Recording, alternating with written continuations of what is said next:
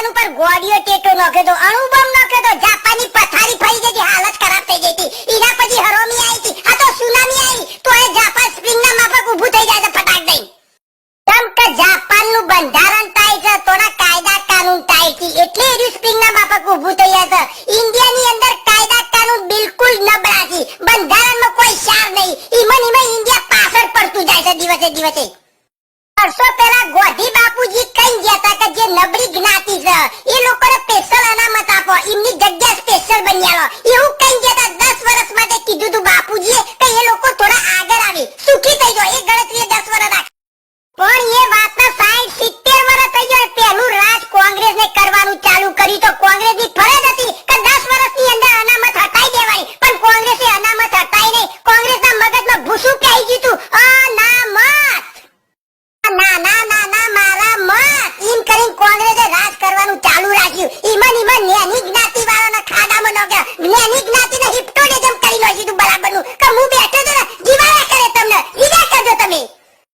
ભાઈ તને અનામતનો મતલબ તને બતાવું. હેડ પટેલના ઘેર અમુક ઘર એવા છે ને કે તો ખાવા નહીં, ઘર રહેવા નહીં, ગોદરી ઓઢવા નહીં, એ ઘરની અંદર પણ અનામત લાગુ પડવી જોઈએ. કેમ નહીં પાડતા તમે? કેમ કે એ પટેલ છે એટલે એના દેશનો દુશ્મન સમજીને એને કોઈ જાતનો લાભ તમે આલતા નહીં. એટલે મારું કેવું એમ છે, બધી જ્ઞાતિ વાળા અનામત માંગવાનું ચાલુ કરો એટલે અનામતો ખેલ ખતમ થઈ જાય, તો જ દેશનો વિકાસ થઈ જાય તમારો. જે સારામાં સારું ભણશે, હોશિયાર હશે, એનો જ મોટો સાહેબ કે માસ્ટર બનશે, તો જ દેશનો વિકાસ થઈ જાય. અનામતના ચક્કરમાં તમે માસ્ટરો સાહેબો ગોઠવી દો તો ઈમન જો કોઈ ખ્યાલ આવતો નહીં અને દેશ કાઢા પડતો જાય છે. અમેરિકા જેવા દેશની અંદર પટેલ ભાઈઓ ડંકો વગાડ્યો, કેમ કે ઈકન અનામત નહીં મળતી. જાત મહેનત જિંદાબાદ, તો જ તમે સુખી છો. આ જ્ઞાની જ્ઞાતિઓ વાળાને સ્પેશિયલ કહું છું, જાત મહેનત જિંદાબાદ રહેશો ને તો જ તમે સુખી થશો. અનામતના ચક્કરમાં નહીં છો તમે.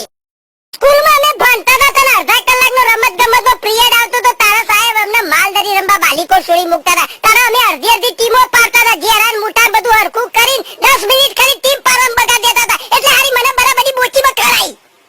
હું સાહેબને આગળ કડક ઊભો થઈ ગયો, સાહેબને કહી દીધું સાહેબ અમારી 10 મિનિટ બગાડશે, એક કામ કરો બક્ષી અને બીસી બે ટીમો પાડી દો રૂમની અંદરથી, એટલે અમારી 10 મિનિટ બચી જતી હતી. અમે રૂમમાંથી જ માલધારી રમવાની ચાલુ કરી દેતા હતા. આનંદ આવી જતો હતો.